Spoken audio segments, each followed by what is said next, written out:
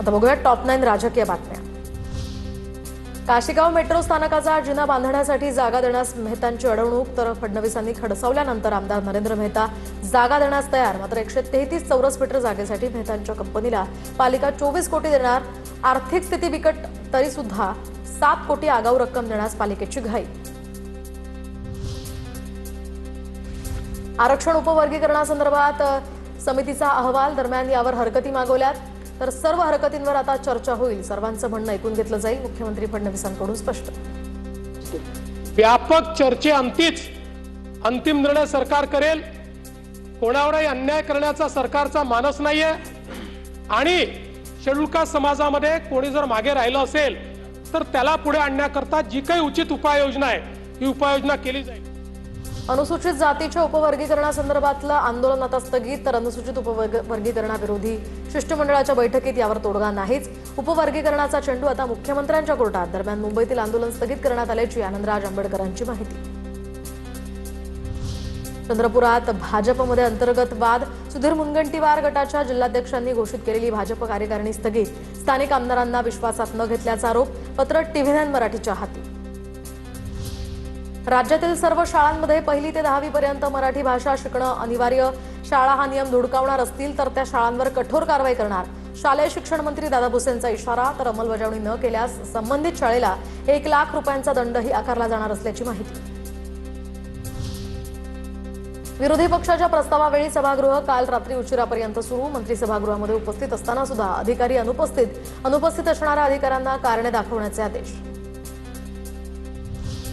परिवहन महामंडळाच्या अकार्यक्षम अधिकाऱ्यांना महिन्याभराचा अल्टिमेटम, अपेक्षित उत्पन्न न वाढल्यास अधिकाऱ्यांची बदली थेट, आता निलंबनाच्या कारवाईचाही इशारा। एसटी उत्पन्न वाढीसाठी सरकारची ही कठोर भूमिका। गोकुळच्या 427 दूध संस्थांचं सभासदत्व आता या ठिकाणी रद्द। विभागीय उपनिबंधक राजकुमार पाटलांचे आदेश। निर्णयाविरोधात उच्च न्यायालयामध्ये दाद मागण्याची संस्थांची भूमिका। 427 पैकी 158 संस्था बंद अवस्थेत। निर्णय एकतर्फी असल्याचा आता आरोप होतोय। आता बघूया टॉप 9 महत्त्वाच्या बातम्या। शेतकऱ्यांसाठी आनंदाची बातमी, जुलैच्या पहिल्या आठवड्यामध्ये चांगला पाऊस पडण्याची शक्यता। हवामान खात्याचा अंदाज, जून महिन्यामध्ये राज्यात पावसाची जवळपास 47% तूट। टीटी पेपरफुटी प्रकरणी 4थी अटक, ठाणे पोलिसांकडून बिजेंद्र कुमार गुप्ताच्या पत्नीला अटक। सुमन कुमारीला पाटणामध्ये बिड्या ठोकल्यात। टीटी पेपरफुटी प्रकरणी काँग्रेसचं विधान भवनाबाहेर आंदोलनानंतर काँग्रेसचे कार्यकर्ते पोलिसांच्या ताब्यात। नीट पेपरफुटी प्रकरणामध्ये आरोपी मनीषा वाघमारेसह 10 आरोपींच्या कोठडीत वाढ।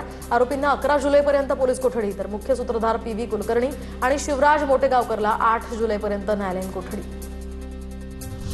5 राज्यांमध्ये आजपासून मतदार यादी पुनर्निरीक्षण, तर महाराष्ट्र, दिल्ली, कर्नाटक, मेघालय आणि झारखंडमध्ये SIR मोहीम हाती।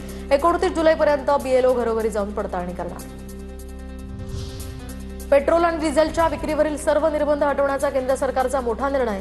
1 जुलैपासून वाहतूक आणि औद्योगिक क्षेत्राला मोठा दिलासा। उद्यापासून पेट्रोल डिझेलवरील 190 लिटरची ही मर्यादा हटणार। विदर्भात आजपासून शाळांमध्ये किलबिलाट। शैक्षणिक वर्षाच्या पहिल्या दिवसामुळे शिक्षक, विद्यार्थ्यांसह पालकांमध्ये सुद्धा आनंदाचं वातावरण। नागपुरात ढोल ताशाच्या गजरात विद्यार्थ्यांचं अनोखं स्वागत।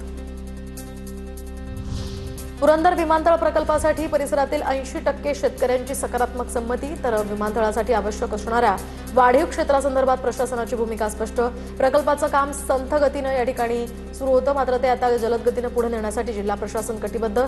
जिल्हाधिकारी जितेंद्र डुडी यांचा पुनरुच्चार।